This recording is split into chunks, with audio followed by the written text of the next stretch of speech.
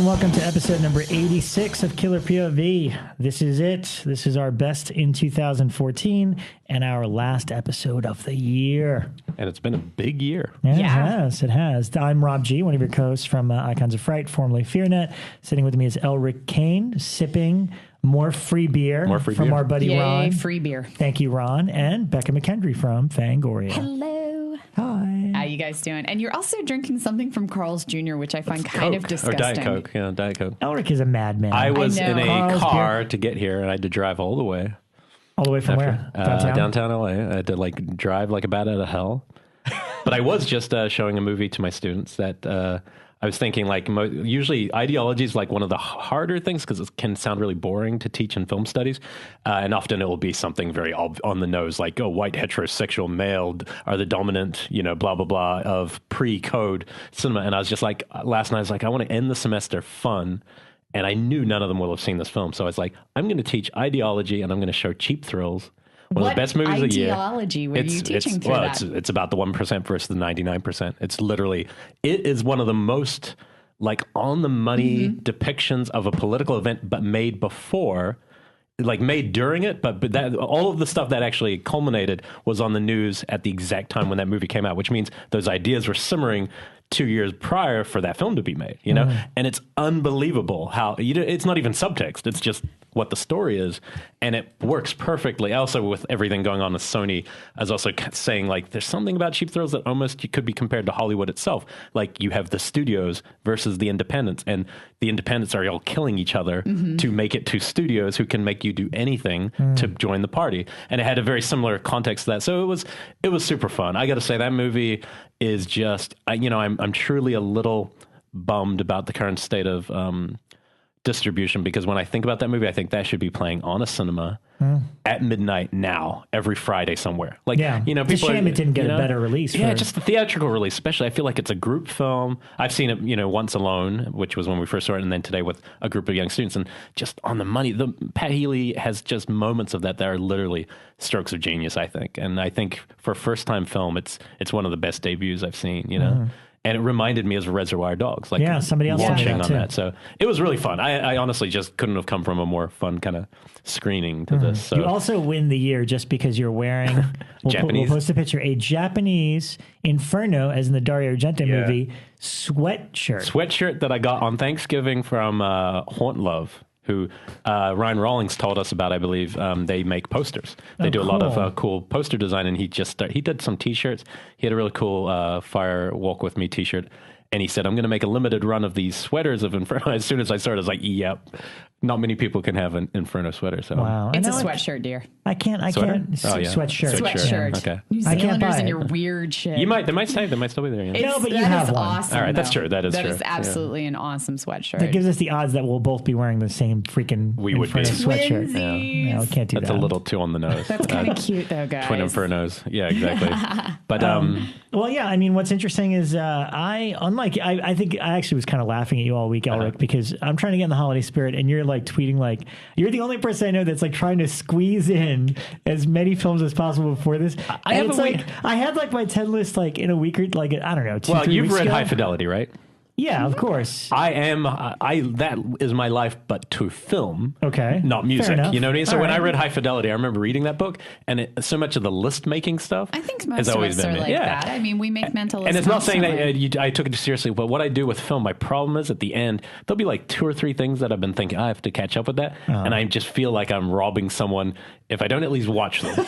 And there's one in particular that really just, I can't even believe how it kind of changed things at the end for me, and I'll talk about that in a little bit. But most of them, you end up watching them and they're not. Yeah, because I'm I don't have time for this. I got my 10. I'm happy with the 10. I reach a point every year this happens where 2 weeks into December, I'm suddenly oh God, I didn't see this, this, and this. And then I'll watch 2 of them and be nope, well, I'm done. It happened last week where I was suddenly oh, I need to see Jezebel. Somebody liked that at some point. And then I watched it and I was that was a waste of 2 hours of my time. I'm not even going to bother. I'm done for the year. But the one fascinating thing about this year, looking back, is just the difference between indie and studio. It's there's not a single. Does anybody here? I don't have a studio film. I have at one all? studio film on I have a pickup. I have a pickup. Yeah, a studio but pickup, it's a but not studio pickup. It's okay. not a It's studio probably film. the same film. Yeah. But I actually, no studio produced. I opened my top 10 because I'm using the same top 10 that I made for the Fangoria website, which will be posted on Thursday. So yesterday, if you're listening now. So Rebekah's choice is you already know. Oh yeah, that's what a bummer. Yeah. But Doesn't matter. I will Ours are actually. the one that counts. I opened talking about how 3 of the worst films I saw this year were all studio pictures. As Above, So Below, The Quiet Ones, and Ouija were by far 3 of the worst films I saw this year. And no one here saw Annabelle, right? No, I not missed yet. it. I noticed it's on VOD now, but only to buy, so it's like $20. Nah, You could screw own that. Annabelle, and I And don't do I heard that. I haven't heard okay. anything good, so it's but that's kind of amazing given that last year when we were sitting at this exact table, the best film of the year, not necessarily the one that was our number one, but Conjuring really almost, was really exactly. We had The Battery on across one the hand, then we board. had The Conjuring and Stoker, and Conjuring was a great studio film, and That's Insidious amazing. 2 was even by comparison a great studio film. Yeah. Compared to this year, I just haven't seen a single studio film that was Now, interesting. Bekah, let me ask you, because you said you opened your paragraph by saying the 3 worst films. Now, were you just illustrating a point, saying, Yes. okay, I would never I never do my worst list or anything yeah, like that. and I always I think know you that's have a problem kind of with bad. that too. I don't like doing I do. it. I don't see I'm the just point kind of in a worst surprised that list. so many people don't have a problem with it. To be honest, It's stupid. It's I a don't waste like of the time. negativity. The reason that I actually put this in the article is, and I actually say, while major studio picks like As Above, So Below, and The Quiet Ones and Ouija struggled to impress me, indies were where it was at for me this year. And I'm paraphrasing my The reason article why I there, don't believe but- in top 10 worst lists, because I've been reading Twitter lately, and I'm just all I want to say is, if you're preparing a top 10, where you are literally wasting those negative energy into the universe, because when you see one, what will happen is, yes, okay, Adam Sandler's Blended or saying it's at the top, but that doesn't do us any good because no one's going to it anyway. So you're not actively warning anyone. But then I look down the list, and then Nymphomaniac, something else. Okay, here's the problem already. You've just put a movie that's going to be the top of somebody else's list. Yeah. And now you're just boring me because you're just kind of letting out your petty, and I don't know if I trust these people's opinions in the first place. You know what I mean? It's all subjective. Whereas any top 10 list is valid, by anyone, by our fans, by somebody who doesn't, because it means that they were touched by a movie, they want to tell everyone about it, and then you get to choose. Somebody chose Den, which I haven't seen yet. That was on BJ Colangio's list today, and I haven't seen it yet, but because it's I on read Netflix it, streaming. I saw it on her list, and I actually had a screener copy of the DVD still, and because it was on her list, I moved it from the stack on my desk to the stack on my television, meaning it was I'm going to watch actually it. the reason I asked on Twitter, because I was thinking about fitting it. I didn't, because everyone was kind of don't worry about it. One person, it was their number one. And so to make a film your number one is a real commitment. To go, I like this movie. What was the other and so somebody one? liked that the best. There was another one that you and I were talking about, The Devil Knows or something. I watched it. We'll talk about that in a few minutes. The At the Devil's Door, which is that's Jerry the one I have to Smith's see. favorite, Yeah. and now Jerry was another Squires. John one. Squires, yeah. John I'd Squires, never, sorry. I'd seen it. It passed my desk. I got a couple screener copies of it, one of which I loaned to borrowed it. Elric, and I was like, I'll watch it when I get a chance. It's not, on a high priority. I think it's on Netflix But I now, have right? seen so many people put that on their list that I'm like, okay, I'm watching it this weekend. Yeah, and I think that's what we're getting at. This should be completely, list making should be a completely positive thing. And it's also an interesting way to figure out your own taste. You start looking at going, these are the movies I really thought about a lot. And I mean, we were talking about it just a minute ago, but today Chris Alexander from Fangoria posted his, and I think I was the first one to comment oh, really cool that you chose such personal, because I hate Nurse 3D is one of the stupidest things I've ever seen. That was and a yet it guilty was on his pleasure. thing. I would never put Nurse on my top 10 list, but it was definitely one of those things But where you know I what? was He it's a popcorn film for me. He made a very valid point, though, because I read his, Chris, I read your thing, and I loved it, is that Nurse is unapologetically an exploitation movie. yeah, He's totally. You don't need the grime of to make it look like it's an old 70s movie. Yeah. He's that's the modern version of that. So I'm he's very smart in the way he articulates his way and looks at films. Right. That doesn't mean that everyone should agree with it. Or No. And just because he has a position running a magazine doesn't mean he should curtail his taste to just be oh, these are just the typical horror films that everyone's going to be talking about. Here's my top 10 ordering of them. No. Do what you're passionate about. And I think that's probably why I respect what he writes. But watching his list, I was there's 3 or 4 that I don't know if they're horror films or not. Right. And Nymphomaniac, I questioned as a horror film. I don't even question. That's not, to me, not even in the realms of possibilities. It bored the shit out of me, but I'm saw the glad first it was one. on his list. No, but it's cool. What it says, but what I was getting to was that people were very angry on this board, and I was looking down the list, and people were saying you shouldn't have that job. People are saying you don't know now. Fahaha, funny list. Now write a horror list. You don't know a horror film, and you read that and go, yeah, but you know what? That's cool that they're all showing passion, but it's it is, how can you control what somebody else thinks is a film, as a horror film or a good film or a film that or something scares you, might not, you might be scared of middle-aged men having sex, so Nymphomaniac works. And Exactly.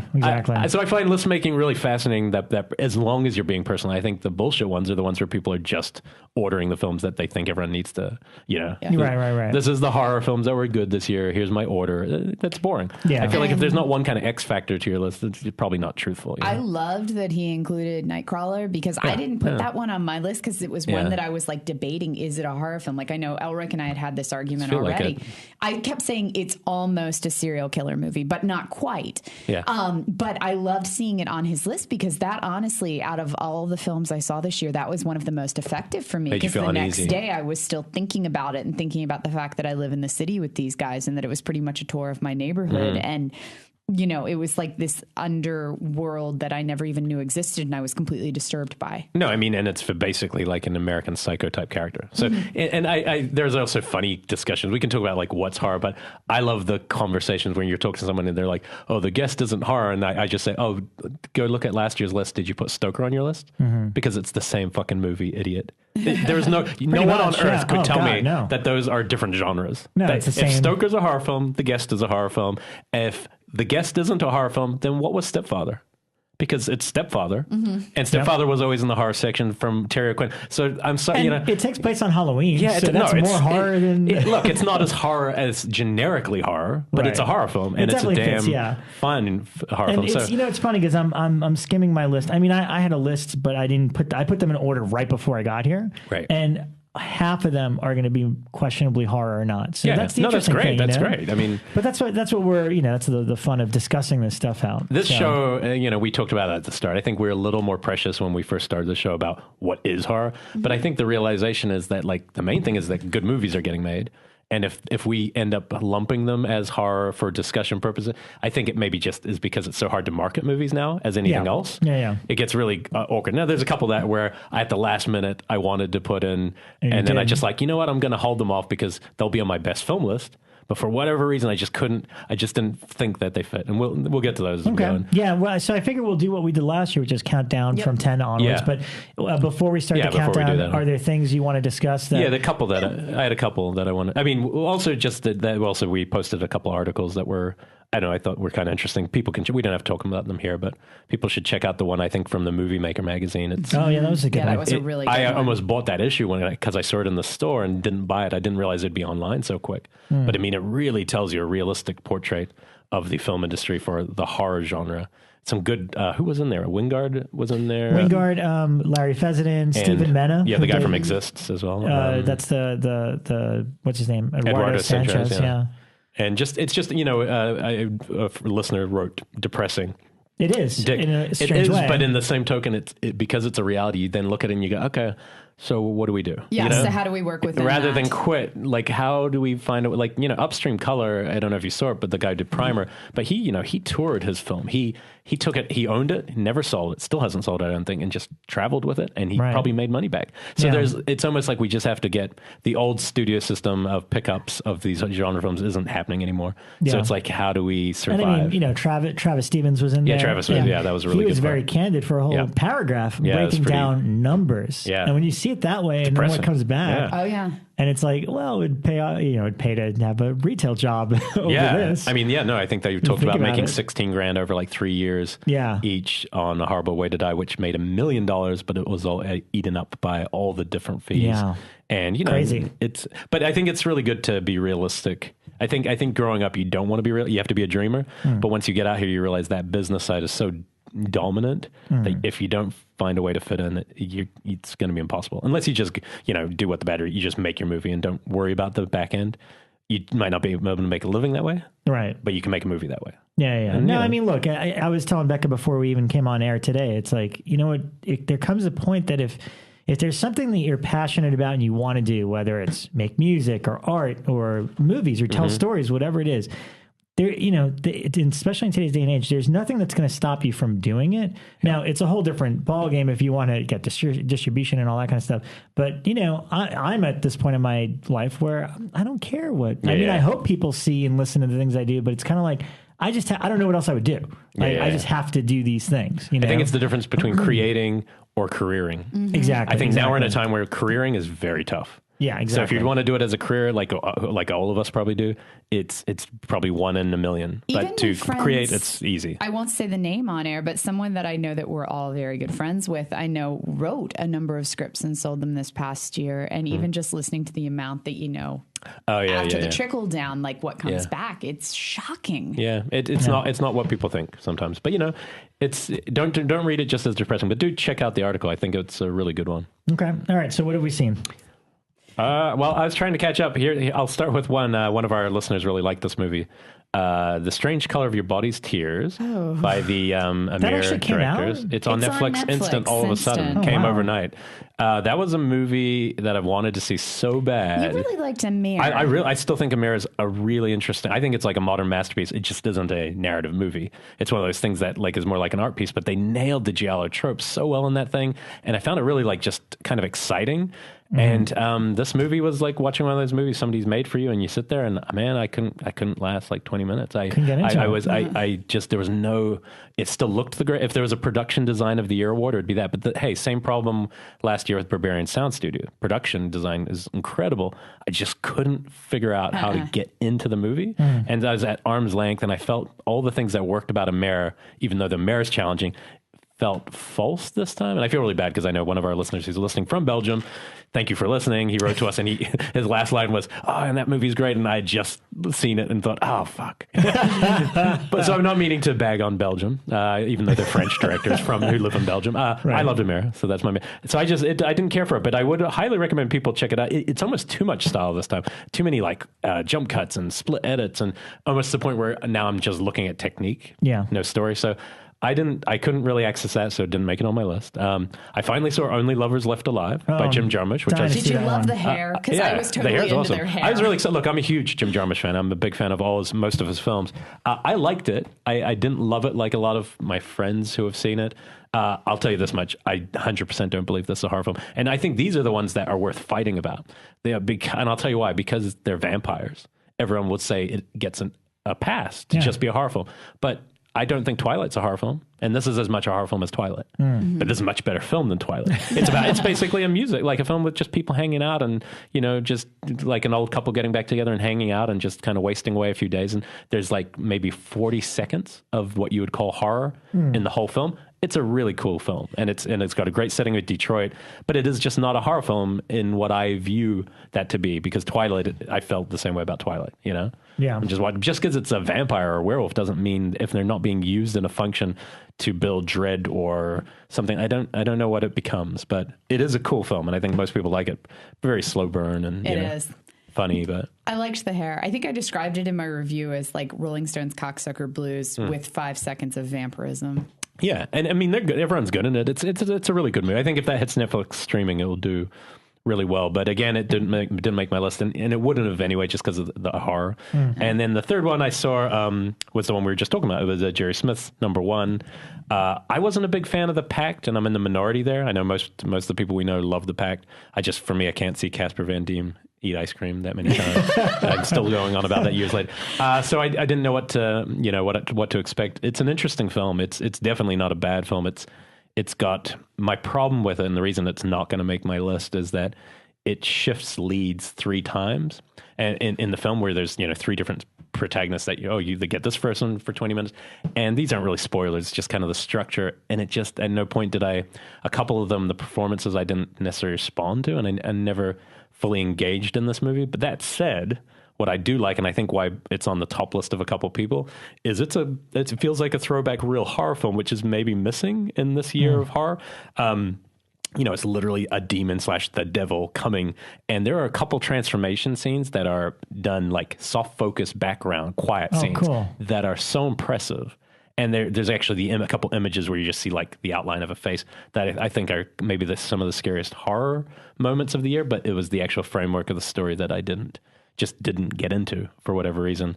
But that one I would recommend. I think if it goes on streaming, I would want to see what people think. I think it probably would be on a lot more lists. I'm actually dying to see it. Cool. I just didn't have time before that. Yeah, no, and the first girl I really liked. It was actually, funnily enough, a lot of the reviews are talking about how great the girl from Glee was.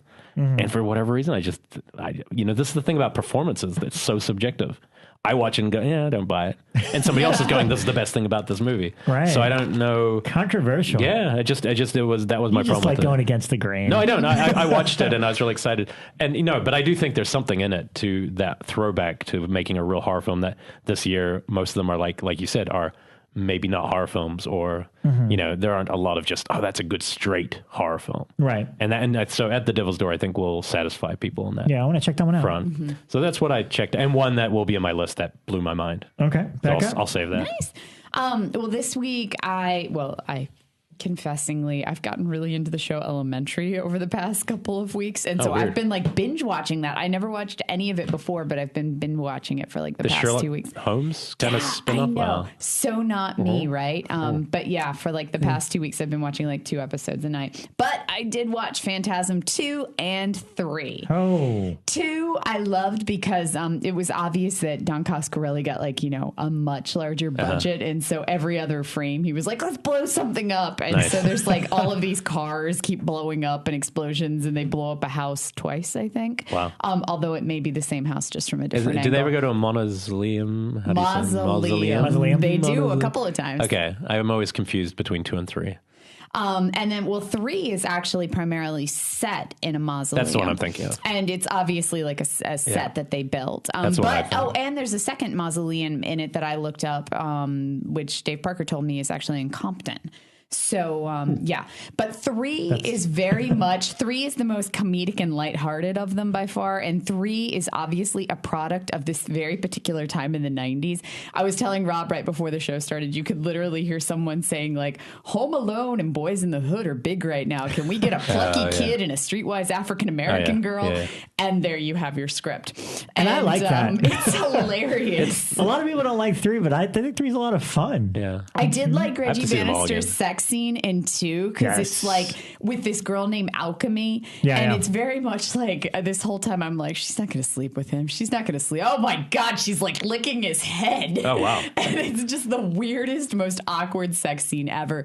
But she reminds me of the nurse actress. Paz de la Totally, she does look like her. She looks like her a lot. And but I mean, it's not like we're starting to get a little bit more explanation in there, but I've kind of just, you go with the flow with these. Because I mean, when I saw the first one, I was very much like, why are they packaging bodies and turning them into little Jawa dudes? And what does the ball have to do with it? And now that they've kind of explained it, I miss the nightmare logic. So, yeah, that's what I want from that series for sure. If they do another one, I mean, if Ravager, if they reboot it, I mean. And we have post part 5. Yeah, post part 5. We got 5 ready to go. So I have one more. So I will be watching part 4 sometime over the holiday break. Nice. And so I will be reporting back on that. It's definitely not my favorite franchise. It's not like I've watched it and it's been like, oh my God, I can't believe I've missed this. It's been amazing and fantastic, but not my absolute favorite franchise. Right. The first one was great. If I had just left it at that, I probably would have thought that it's phenomenal. But like most series, the further you get, they just start explaining, every damn thing. Like now the balls have little brains in them and actually can possess souls. And I'm like, I kind of just liked it when it was just like, here's a crazy ball with blades coming out of it, flying at your face. What is interesting about it is the fact that it's there aren't many, non-studio franchises.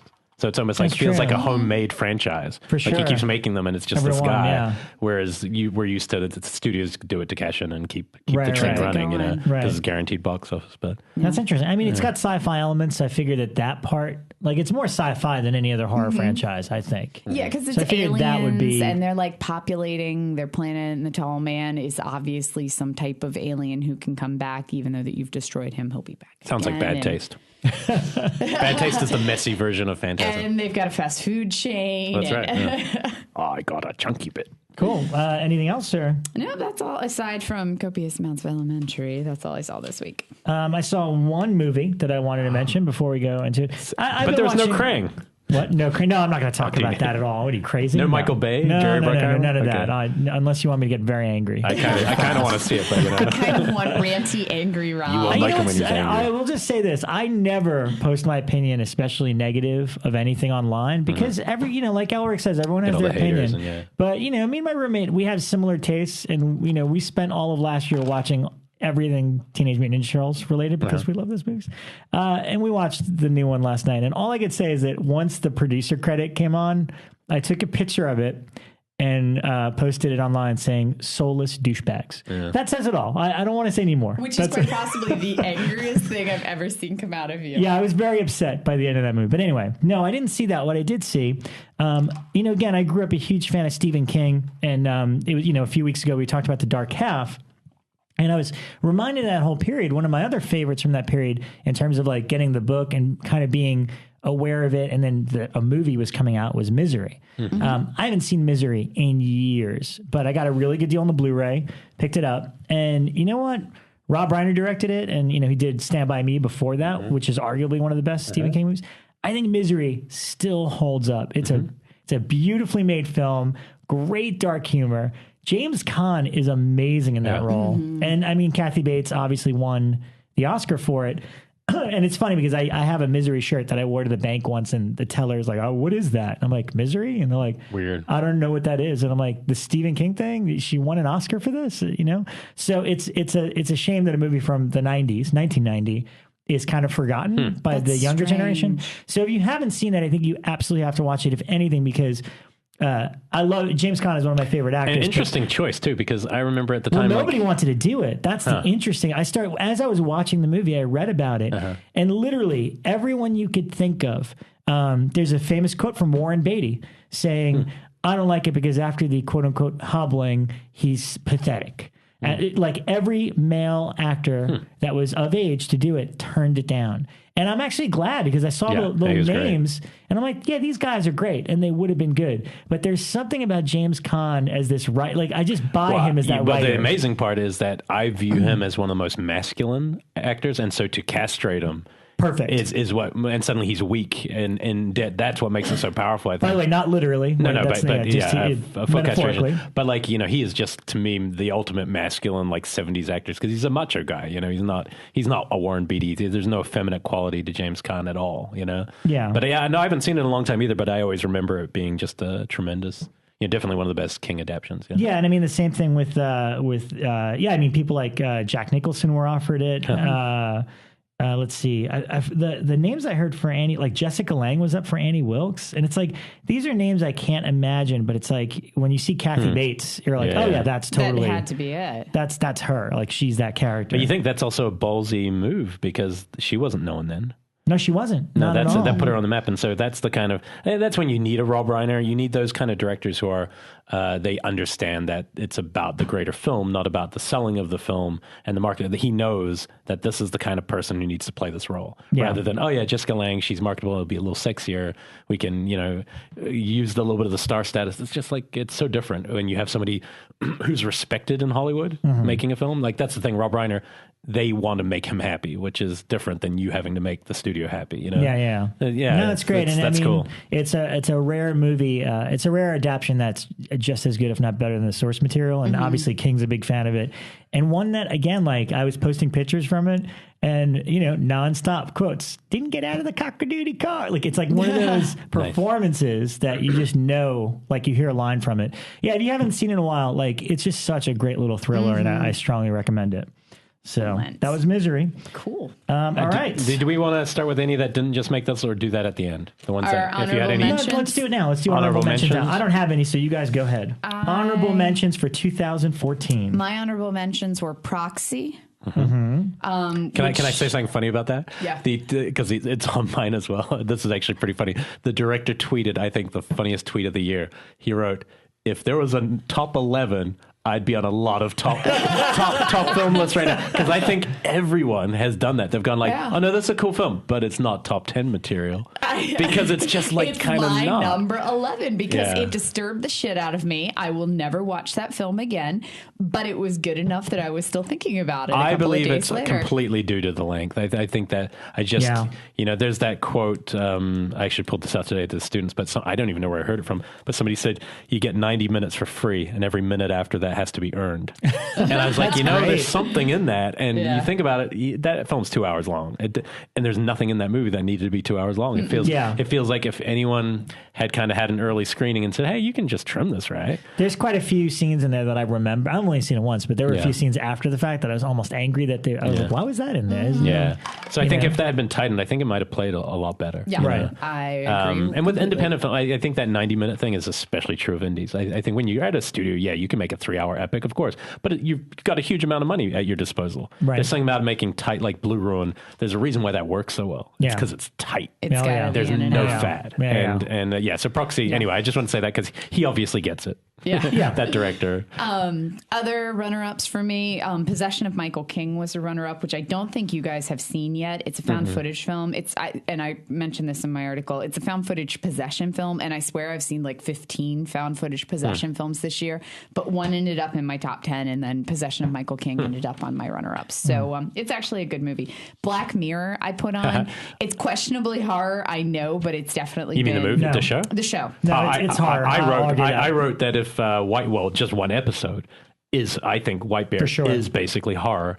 It's the Purge mixed with the game, and it's fucking awesome. Which, by the way, you told me that before I saw it, and then I watched it, and then and I liked the episode, but you know what was interesting, and this is the brilliance of that show, is like it got to the end, and I was like, oh, okay. I was like, that's probably my least favorite. Yeah. But then the images and bits that showed up during the credits made it, like, I was like, oh my God, this is amazing. Like, see, I felt that way as soon as the twist happened, because my gut said something. We won't spoil, but there was a major twist in it. It's a twist movie. But I didn't get it until I see. Gotcha. In the credits, and I'm like, oh. No, because even about 20 minutes in, I was like, oh, you know what? This is what I wanted from The Purge. Like, even just at face value, I was like, oh, if The Purge had been like this with people chasing with phones, this would have been the best version of it. And then it takes a twist where I'm like, oh, and suddenly it just, to me, that was my favorite episode of the series. My favorite episode of pretty much anything this year, because it's just so smart. Right. It's so smart, and it's almost believable in a really weird way. So, they're all good. And, and really quick, since you mentioned it, I mean, literally a lot of people since our last episode have been catching up and checking it out. I want to give credit to Ryan Turek, because he actually posted, I think, a few days ago saying, hey, if you like Black Mirror, everybody that's catching up on it, that same guy did Dead Set, the series Dead Set. I don't know. I haven't seen that. I have to, I haven't seen it yet either, but it's like a Big Brother with a zombie apocalypse, but it's done in a unique, original way. That I don't think it's available here other than an import. But I think, again, it's like 6 episodes. Maybe somebody can correct me or not. But that was the series. I didn't realize he had anything to do with that series beforehand. So now I'm going to go back and check out Dead Set as well. Yeah, from TV, definitely that and Hannibal. I mean, to me, Hannibal is like one great big movie that last season. Yeah. I put the Town That Dreaded Sundown remake on here, which I expect to get a lot of flack for, because I know a lot of our Fango fans expressed on Facebook how much they didn't like it. Oh, they didn't like it? I really enjoyed it. I thought for a remake, slasher, I thought it was a really, it was a good remake. It included a lot of different elements. It had a meta element. It was going back and forth flawlessly between 3 different time frames. And I do worry sometimes slasher. that a lot of fans don't like smart films. And I don't mean that as an insult. I mean that as like, it sounded pretty judgy films that are trying. No, smart means like a perfect example when we get to is Oculus. I think that doesn't do well because it's a clever movie that relies on you following something that gets clever and does things that maybe aren't traditionally done. And I think a lot of people just maybe don't want that. Yeah. And it's a bummer because that's the kind of movies I'm into, but it doesn't mean I'm not running the studios, and my taste is very specific. So, so I really think it's a pattern. It makes sense. How else could anyone explain to me why the Paranormal Activity movies are so popular? You don't have to think at all during those. There's nothing required of you whatsoever, except for maybe the last one, because they jump around a little bit. And that was my favorite of them. But you know what I mean? I worry that there's this thing I'm talking mass audience, not specific fans. And it's not a diss on anyone who loves horror. It's just that I worry that people just when they think of the word horror, they're just thinking whatever the most generic version of that word is. Yeah. And that's what they want. I would like to think that fans are actually kind of making a statement this year, because if we think about the films like As Above, So Below, The Quiet Ones, and Ouija, and films like that, these did badly at the box office. How did Annabelle do? It did well, right? Yeah, Not as well as Conjuring. I But, would assume it did okay. but that's purely because of the marketing and the... Yeah, it's just because of what it was. And because of Conjuring. Yeah, of course. It's almost a sequel in terms of... Indirectly, So though I would love to be able to say, like, fans are rejecting the stuff that the studios are putting out and they're being drawn towards indie. The studios aren't going to see it like that. They're going to see it as horror selling badly right now. So let's stop that's true. doing it. But all right, but like Ouija.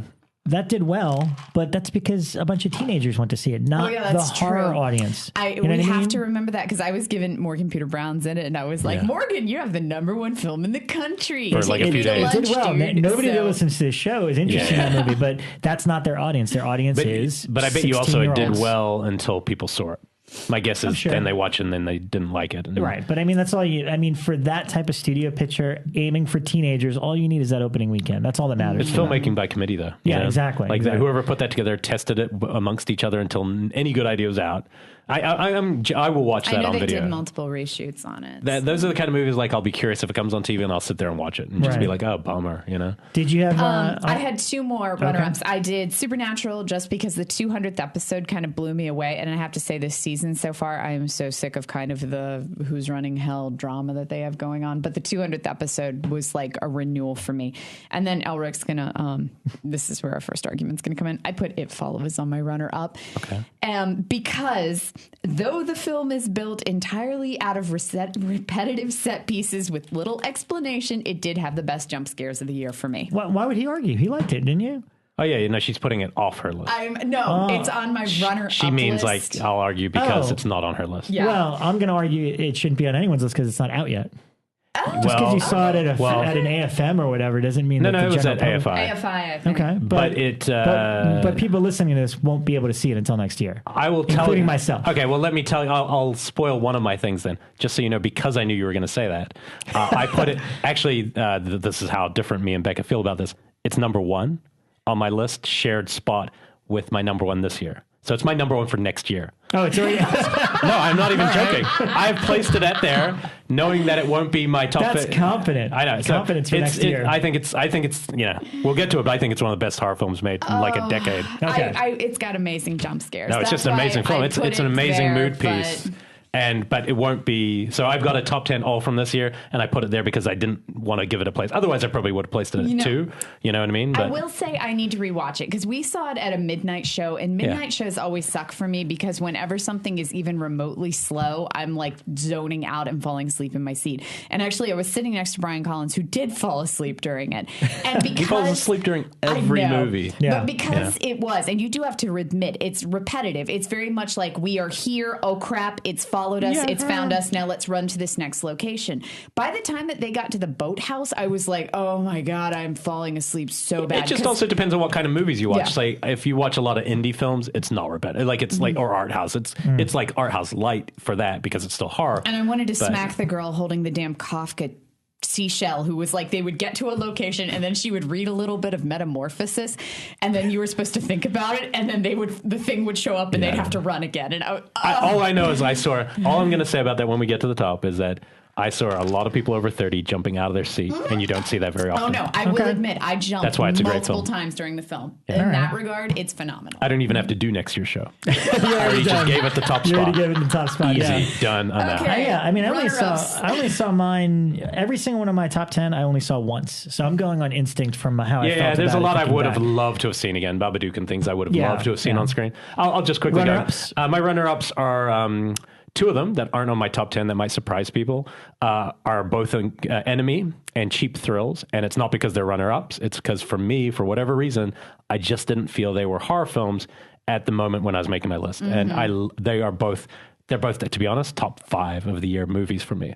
of just movies. If I'm doing my non-horror list, I just watched Cheap Thrills again. So, but also Enemies, just a really great film. But it's almost more science fiction dystopia. You know what I mean? There's just something that held it off this list, and maybe you never know why. Borgman was in my number 10 spot for. I thought it was going to make it to the very end. Borgman's a Draft House film, really interesting, very weird movie. And at the last minute, what I saw last night knocked it on its ass off my list because I really enjoyed this movie I saw last night. Taking of Deborah Logan is definitely an honorable mention. Didn't quite make it, but of the found footage things I saw this year, it was easily the most interesting. And I think within that there's some of the better horror film moments of the year in that film. And Found I was tempted to put on just to show it the respect I think it deserves. It's the littlest film batting against much bigger indies, and it's a disturbing little film. It's kind of an ugly movie, but I didn't love it. I just really respected it and really liked the ideas in it. Right. I didn't love it as a movie. So, but I hope people discover that film. That's part of doing the list, is illuminating those movies. But I just, at the end of the day, you got to go with the gut. What are the movies that you really think about a lot? And I can honestly say from 7 up on mine, any of them could have been a number 1 in previous years. Yeah, that's how I feel about my top 5. Is Yeah. they're all pretty much my number 1. Yeah. And again, as I mentioned in earlier episodes, like earlier this year, I didn't think I was going to have a remember top you saying 10 that. because it seems like a lot more interesting things happen towards the latter half. Also, at festivals, you catch up on these things, and Yeah. My only recommendation that's not on my top 10 is since Bekah brought up a bunch of TV stuff, I'm still batting for Constantine. I think it's a great little show, and it's gotten its footing, and they just finished up their mid-season finale. And I think it's really terrific. It's a really fun. The guy, Matt Ryan, who plays him, has got that character down pat now. They're doing some fun, scary, crazy, interesting things, and I think it could be a good heir to Supernatural whenever that finally ends. is it going to get the chance to? I hope to so. survive? Right now, I mean that mid-season was episode 8, and they did up to 13. The promising thing is that last episode saw something like a 25% increase in ratings. So the audience is growing That's if they great. give it a chance. I'm going to start I watched the pilot and was like, middling on it, like, because I read a lot, of Hellblazer. I like Garth Ennis stuff. I was a big fan of. Yeah, I love that stuff too. That period, like post-Preacher or pre-Preacher. But I didn't dislike it. I didn't like the other character, and you told me she got and she's gone. So I am going to watch it by- with that Halloween one you told me to watch. By episode 3, I think you'll really get, and that's the way every show works on their first season, because the writers are getting their footing, the actors are getting into the roles. It takes a little bit of time. That's just every show, It's very rare, unless you're doing an anthology show where it's different actors every time. I honestly believe that was the case for Hannibal. And Sure, everyone I don't love it now, but I didn't love the first season. I didn't either. Second I season's loved top notch. the second season, top notch. But I agree with you that the first season is a tough pill to swallow in terms of Hannibal. I enjoyed it more when it was over and I revisited it on Blu-ray. I think it just took a while to believe the characters and understand the different actors and to see what the world of that show was. I don't care what anyone says. I defy you to understand what the hell Mads is saying as Hannibal in the first 2 episodes of season 1. Right. His accent is so strong that you can't make out anything he says. That's interesting. But he got, he became comfortable with the character after a few episodes, and now I think of him. I don't even think of Hopkins as much. It's the thing. bizarre. I always think of him. Because that last season was just so well fantastic. My God, I need to watch Hannibal. Yes, you do. Season 2 is some of the most. It's very cinematic. Crazy. It's insane. So good. What I think it is for me is I like Silence of the Lambs, but I did not like any of the movies that came after that. Red Dragon is cool, but I put that in a completely separate category. But Hannibal's the bomb. I love Hannibal. I don't care what anyone says. I love Hannibal. I'm telling you, Bekah, seems like a good idea. Cut off my own face and eat it. I need to just watch. It really I is didn't good. like that one, and I didn't like the one trash, where they like the but it's prequel. so good. It's good trash. I love that trash. But yeah, what's interesting is they have the rights to everything except Silence of the Lambs. And what's fun is they've already not messed up the order, but they've decided, well, since we have access to these stories, those are the ones we're going to do, and they're all going to take place before Silence. So I wonder if they could patch it up by the end. I wonder if they could get to a point where they could have her character come in. Well, that's the whole point, is it should end with Silence, like where Silence begins. I'm guessing. I think the bigger question will be, are they going to deviate from certain characters? Could certain characters die who we know are in Silence? It certainly... I think at this point, anything goes. Yeah. Anything goes. Anyway. Okay, number 10. Number 10. Who's going first? Elric. My number 10 only just held onto the spot last night when I was deciding. And it is a film that I want everyone to see. And it's fun. It's the only film on my list that's just fun. I can't say it's particularly deep, and that's Late Phases. I think it's the kind of movie that if a couple things in it had gone a little differently, it could have been way higher, because I love all the stuff with werewolves. And I love all the stuff with Nick. There's just something at the core of it that isn't, some of the emotion and the drama doesn't quite connect to me. And if that had changed, it would be it'd be a top 5 movie. Okay. But it's really fun, and anyone into lycanthropes is going to have a good time. I will disagree with you, but it's much later in my list, so I'll discuss it when I get it. Yeah, exactly. That's how we'll play it. But it is a good film, and I want people to see it. So. Bekah, number 10. Big Bad Wolves. Oh, cool. Good addition. Yeah. Dark comedy, really disturbing. I didn't think I would like it, but I ended up really liking it. Yeah, I really like that film. And again, I don't know, that I think for me, if I had put Cheap Thrills on my list, I would have also put that, because they're very similar, black, very dark comedies. That one maybe strays a little more towards horror because there is, missing kids, a child murderer, that kind of stuff. But it's even more over the top of the humor. It's a very strange. It was Tarantino's number 1 movie of that year. Right, he loved it. So I've met a few people who really hated it, and I think it was polarizing. I don't think people are like, oh, it's okay. Yeah, I met a couple of friends who were like, oh, it's terrible, and I'm like, really? Yeah, I want to check that one out. My number 10, ironically enough, is Cheap Thrills. And it's interesting.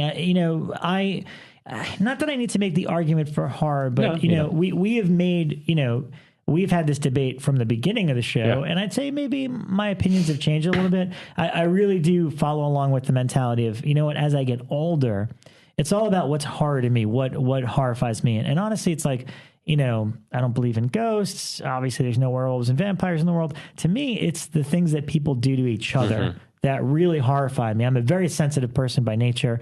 And knowing that people, especially people that are friends, are kind of pitted against each other to do terrible things. Right. I just found it a very unnerving experience. And the thing is, I don't know if I'm amazed you saw it twice.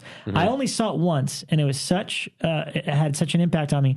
I don't know if I ever want to see it again. Like, that's the thing. Well, what I will say about it, seeing a second time, is the humor plays. The first one plays a tragedy, and seeing it a second time, the comic timing is as good as Housebound. I mean, it's the comic timing when they're hitting their stride. I think it's like an hour into the movie where the other character, not Pat Healy, just goes, "Oh, this is some messed up shit," and in that moment, you lose it, because it really is an extreme how far it's gone. So right. I think it does have rewatchable qualities, but you don't necessarily know it the first viewing, because it's a tragic, friendship story, and I think we all have those friendships, those people. I saw this minutes ago, so it's fresh in my mind. But those friendships where you haven't seen the person for a few years, and you might, if you didn't hang out with them that night, you probably wouldn't see them for another few years, because your lives are going in different directions. And that's what is so strong about the film. Yeah, that's true. They call each other out on it too, and they're both right. These two friends are. I don't know. It's a really fucking good movie, man. Yeah, I have so much more respect seeing it a second time, where I'm just like, no, they really made an indie gem.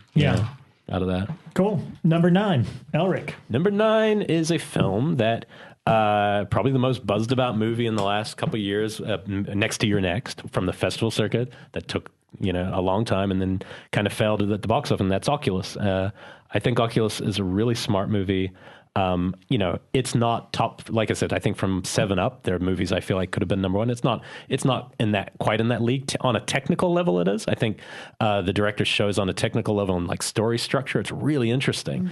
But I was never scared during it. It wasn't one of those movies that unnerved me. I think some people worked on that, and other friends of ours hated it. So but I think it's a really interesting film, and I think it's going to do great now that it's on Netflix streaming. I think people discovering it that way, that feels to me like the way that film is going to do really well. I don't know what it is about seeing it on the big screen that maybe just didn't connect with people. See, that's what it isn't a big screen movie. Yeah. It's a quiet movie with 4 actors, most of it in a single room. And so, I don't think it lends itself to a big theatrical. I can see why Relativity wanted to put it out, because it's a great film. I think what happened is, just like Your Next did, it had that one magical screening where it creates a bidding war, and people saw it, I think it was Toronto, people were just like, this is the best horror film in years. People were coming out of that first screening saying the best horror film in years.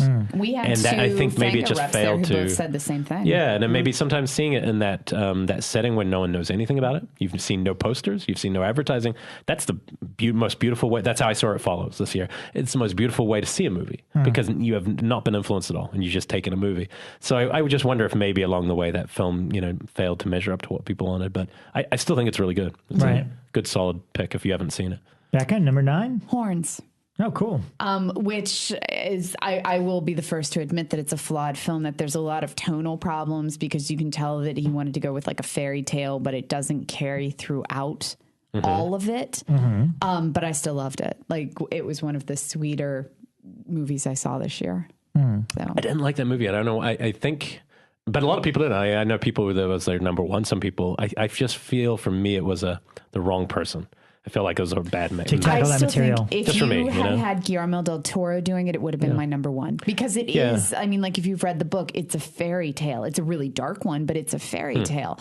And so Andre Aja, I mean, he had it, the scenes where they're in the woods, in their treehouse, or, you know, in the field, loving each other, those were perfect because it does have that fairy tale feel. But as soon as they leave and go to like the lumber yard, it's tossed out the window. It felt too generic. Those scenes that you said in the fairy tale ones, they felt like generic, like somebody who knew that's what fairy tales are, so you remade that. It didn't feel like he had his own spin on what that is. Like a girl dancing in the light to like a David Bowie song is somebody's idea of what romance is from movies. Like a French guy's idea? Rather than a real idea of what love is, if you know what I mean. It's hard to explain. Yeah. I just kept thinking, I do believe that probably would have been like maybe the number one film of the year for a lot of people, had that been just, you know, if something had just been shifted, because the black comedy is really good. There's a couple great moments of where people have to tell the truth to him, and it's really funny.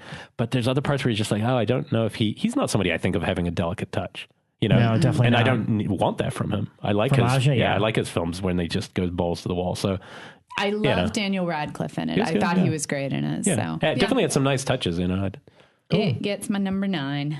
All right, my number 9, unlikely, but it's The Taking of Deborah Logan. Nice. Cool. And reason being is, you know, right off the bat, the title is against it. Anytime it's a long title, found footage possession film. Anytime you're implying found footage, possession, whatever the case is, I kind of immediately am like, not for me, or I'll see it eventually, but you know, whatever. But I really thought this was a pleasant surprise, and I'd like to thank our listeners because they were the ones that really advocated, like, oh, you guys should check this out. And then I believe Elric, you saw it first, and Bekah. So then finally one night I sat down and really focused on it. I had nothing else going on. I was watching the movie, and I liked that right off the bat. Like, yeah, it is a found footage movie, but I liked their hook that they were doing a documentary about Alzheimer's, and I have a little of experience in that personally. My grandmother had it, so it's like they picked a very interesting topic to kind of make the rationale for why they're doing a found footage. And also possession, like the idea of somebody who's not in complete control of your faculties being possessed because they're easier is actually really interesting. I love that notion, idea. I think. And also the actors were very unlikely. Like the woman that played Deborah Logan was great. She's amazing. And we don't get to see enough horror movies where we get older actresses getting an opportunity to play that sort of thing. So I like that it wasn't just all, you know, pretty people and all that. And the fact that it was written and directed by an actor who was also an editor, I thought was really an impressive debut. Like there was something to say there. Some people, shift opinions in terms of what happens in the first half and the second. I love the second half. And the reason it made my top 10 without any doubt is because somebody, actually it was John Squires, I'll call him out on this. He posted what I considered a huge spoiler image from the third act. The final, like the big climax. And my argument was, hey man, that's a spoiler. And he's like, yeah, but it's been floating around. Everyone's seen that image. And I'm like, well, all right, I can see both points. A, no, not everybody's seen that image. B, that's my favorite. Like, I thought that was a terrifying moment. Yeah, that was surprising. It was It was a wonderful shock. Not expecting that. And then number 3, I'm like, but you know what? Then I guess if somebody sees that image, like I remember when the first Hatchet came out, there was a little GIF of that second kill where the woman's head is getting split open, and it's like everyone's like, what is that? Like, so I'm like, you know what, if that image makes people go, what is that, and they go and see it, then I guess it works. The only negative though is if they go then thinking it's going to be all like that, and then they're disappointed. That's just one little. I think it was a nice reward for your patience of watching a fairly slow and something's happening and then you see something that's so batshit like ugly and bizarre. Where the hell did that come from? I felt like it reminded I love that moment. That moment reminds me much more of the Rex series. Yes, and exactly. I loved that moment. That was actually, if we were doing our top 10 moments of the last year in horror, that would be on my That would top be 10 in it. for Yes, sure. definitely. It was a great little moment. And on that note, I highly encourage you guys to check out Possession of Michael King. Again, it's off-putting because of the super long title and the fact that it's a found footage film, but it's actually doing something kind of interesting. I will say this, and this would be a topic, a broader topic, but I feel like I might be done with found footage. I watched a lot this year, more than anyone on this type of thing, especially in the last few weeks. I watched, VHS Viral, and at the end of it, all I could feel was that the audience, it felt like a finished cycle. It didn't even feel like a in between, and it's going to finish soon. I literally felt like it had basically come to an end, and it felt like we were past Willow Creek. All these films I saw this year in a row, and I just felt, you know what? I think it's going to change really quickly. I hope so. I hope so. And they'll always get made because they're cheap, Yeah, no, of course. Yeah, and hopefully, I think we're going to have Adam Robitaille, the director of that, on at some point in the new year, so we could talk about the challenges of making it and exactly getting out, because that was definitely a word of mouth movie, right? That could have been lost had not so many people advocated for it. And also, there's a big difference between that and The Sacrament, when the person's when a trained filmmaker is in the storyline making a film, than what you get when it's like, I'm going to document my life.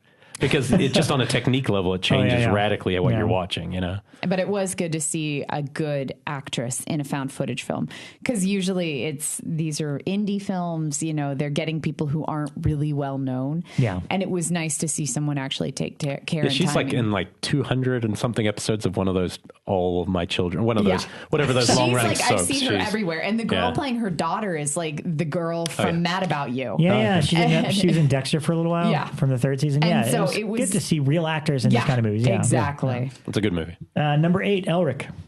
Number 8, let me look at the board. Number 8 is a little movie, very horror light, but a great little movie. A Girl Walks Home Alone. I could have dropped it, out with the same excuse as something like Only Lovers Left Alive and said it's not horror enough. But the scenes that are horror are about an actual vampire, not just playing light on a vampire, if you know what I mean.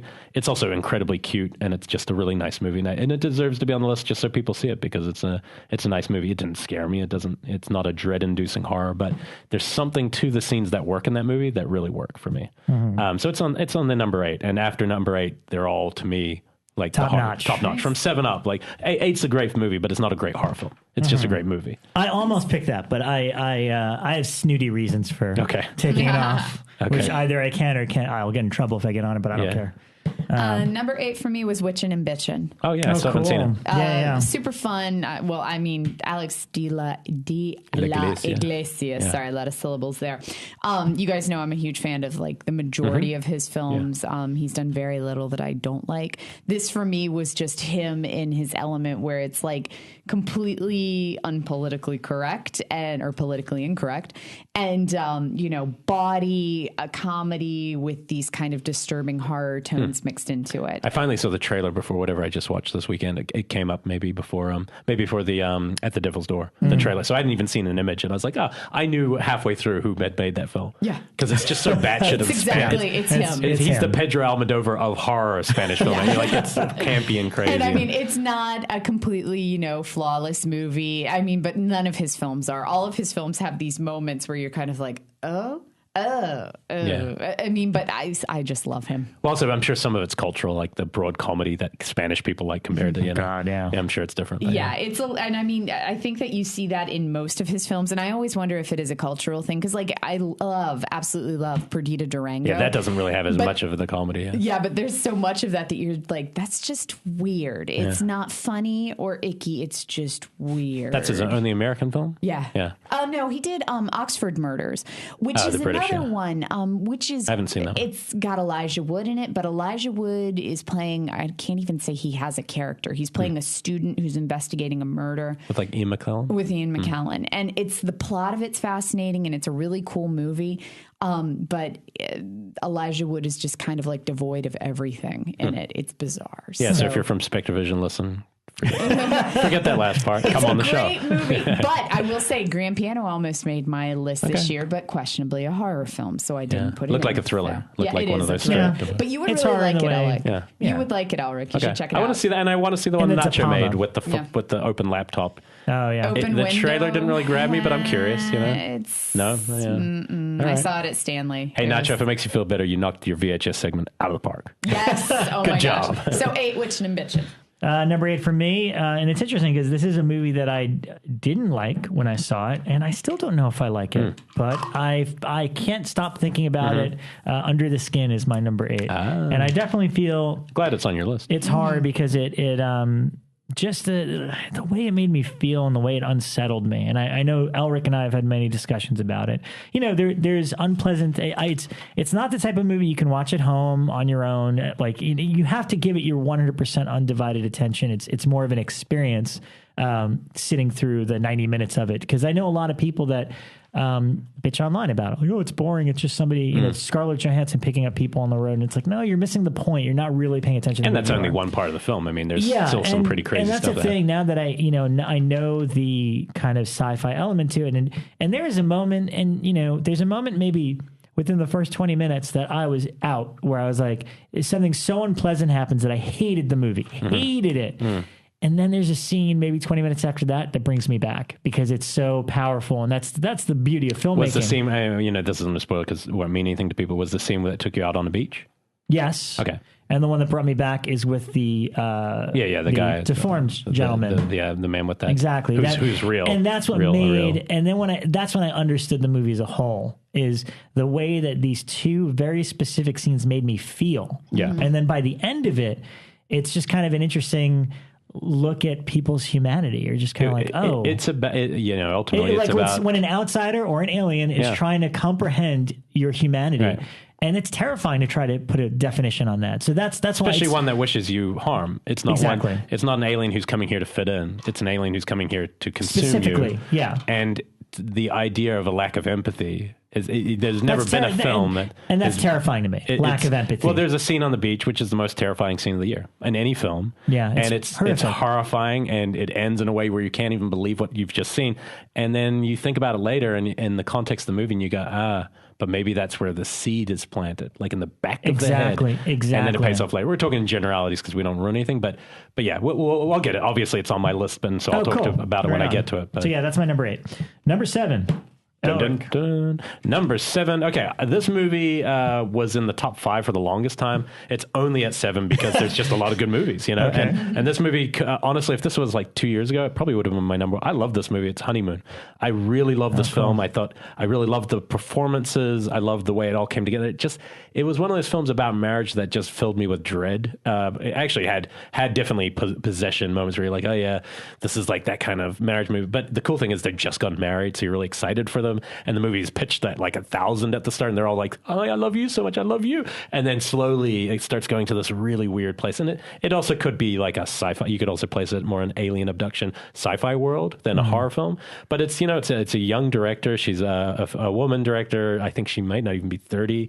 And she did a great job directing this film. And I really love the lead. I'd love to see you work with her because she kind of reminds me of you. And I could see the girl from Game of Thrones, the redhead. He's pointing at Bekah. That's I actually meant Rob. Radio. Wouldn't that be cool? Rob, if I'm going to work with her. Well, at what point when I said her, did you think I meant Rob? When I said reminds me of you. Well, but her because she's a female director. Rose something, I think. Now I have to see Honeymoon. I didn't include it on my list because I have not seen it yet. It's really interesting, and it definitely for me was probably more top 5. But I really, like I said, I think the top 7 are all top 5 material. So it's a really cool movie, and Stuart Gordon really liked it. If you don't believe me, he wrote something about it, and especially the unexplained. As soon as I watched it, I looked up to see if anyone, because I saw it early.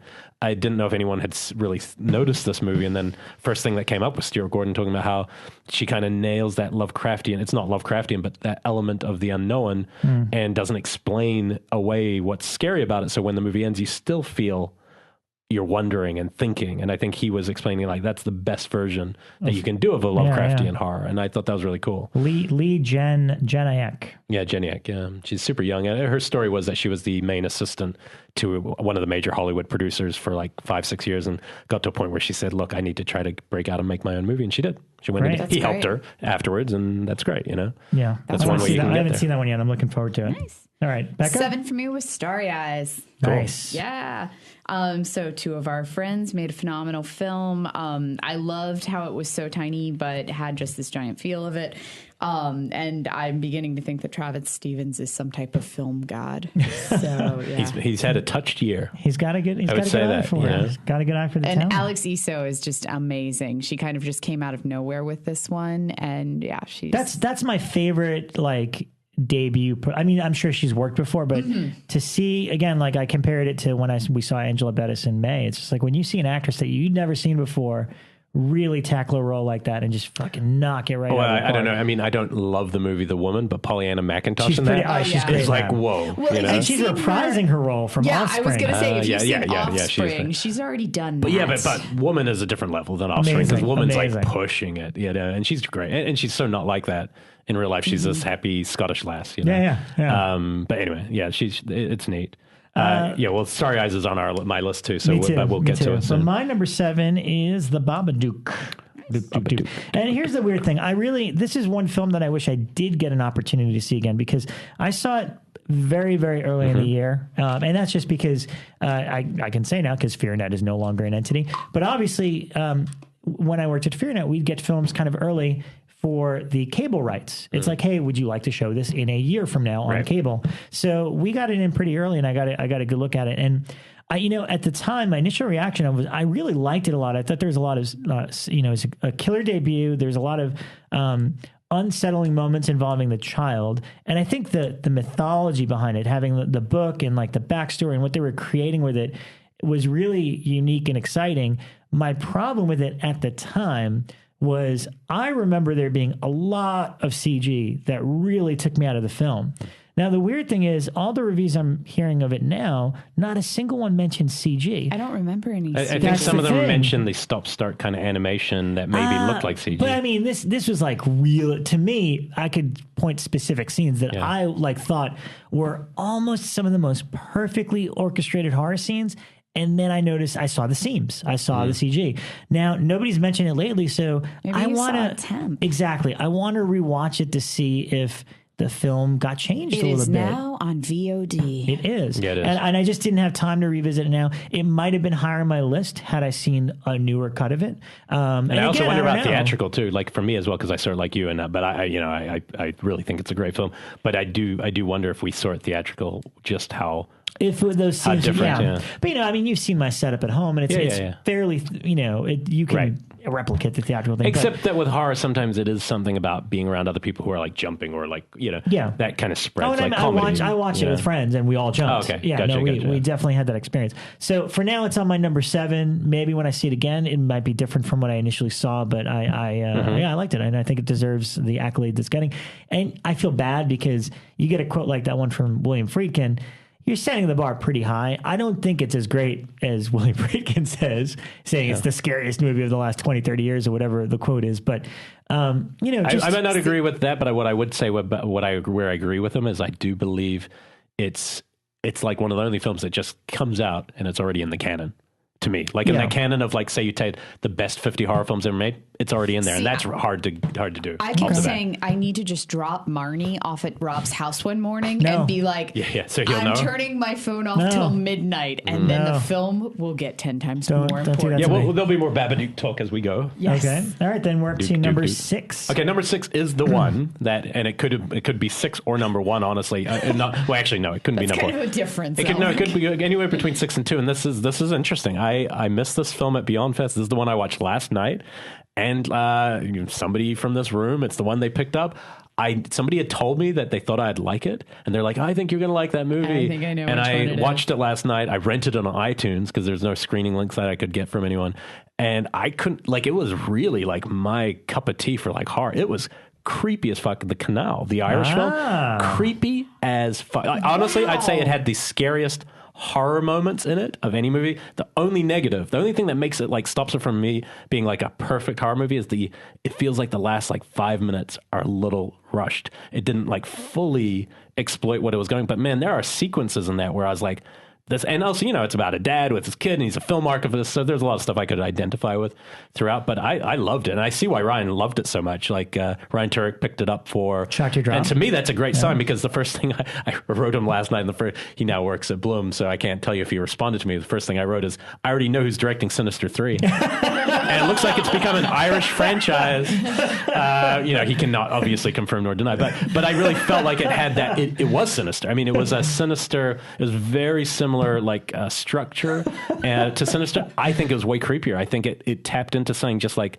weird, and like just all these little weird, almost Fulci. The best moments are like these Fulci horror moments that they do that are just like something emerging and fingers coming out. Kind of Japanese horror too. Right. But I loved it, man. I did not expect that. That's like that one horror film. I think I felt about that people are feeling about At the Devil's Door, where you watch something and you go, oh yes, it's a horror film the way you want a horror film. So I'm excited for people to see it. If you see it, I'm looking forward to that. Because it's not one that I was going to push. It might have been Glenn McQuaid or somebody had said, oh no, you should see that one. And, I trusted Ryan, but I just hadn't gone around to it. Wasn't until one of your semi-famous friends. It takes bigger bigger directors. But no, it's really great. That was not the one I thought that you were going to say. I honestly thought that you'd seen Norway, and you were like, oh, it's the greatest film I've ever seen. I haven't even heard of Norway. Norway, oh my gosh. I don't know what that one is. It was at Beyond Fest. It was a group of I think vampires on this kind of Norway club scene. I guarantee you would love it. I didn't put it on my list because it's very far from getting a U.S. distribution. It's not like It Follows, which we know will be coming out next year sometime. And Canal's out now on iTunes. Yes. Like I saw it on Amazon. Actually, I saw it on Amazon last night, but it was also on iTunes.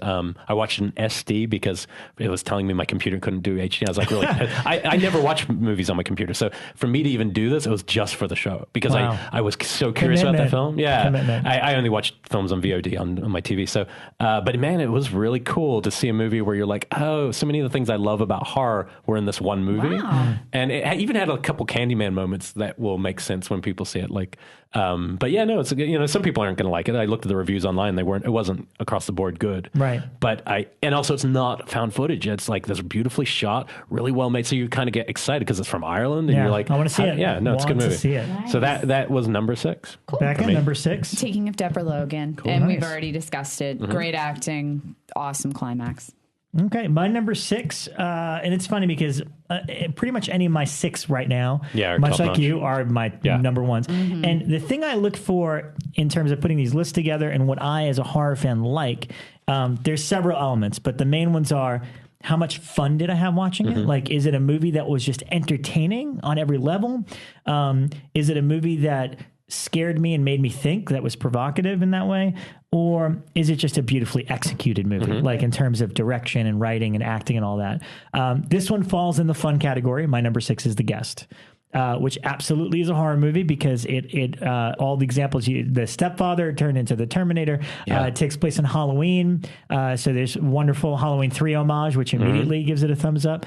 Also, probably one of the most star-making performances from a lead actor that we've ever seen, especially in this type. Dan Stevens, I'm sure he's great in other stuff, but I've never seen him before. I'd never seen him in my life till I saw that movie. He is so damn good. That no matter what happens in that movie, it's elevated because of how great it is. I smile at every comment he would make to the young kid. Exactly. I think there's a comment where he got detention and he asked what the kid did, and the kid tells him and he gives it, oh, that's fine. And you're cheering for him.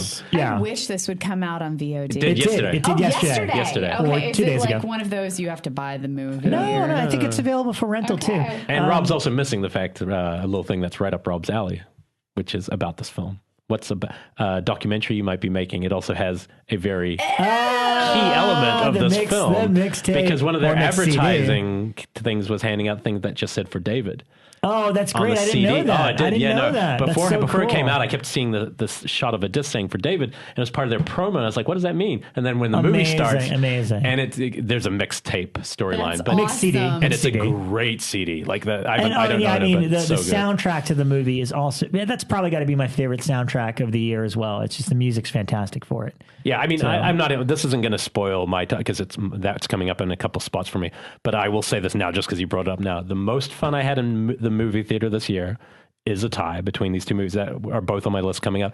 Housebound and The Guest are the most, like, just the single most fun I had watching any movie, any genre, not just horror, because they both kind of defy what they are. they keep kind of moving around, and just I had like just so much fun with those movies. So yeah, we'll get to where it is soon. Okay, so we're up to number 5. Elric, what's your number 5? Number 5, and it's, look, it's in terms of indie, it's one of the most impressive debuts, even though it's not their first film.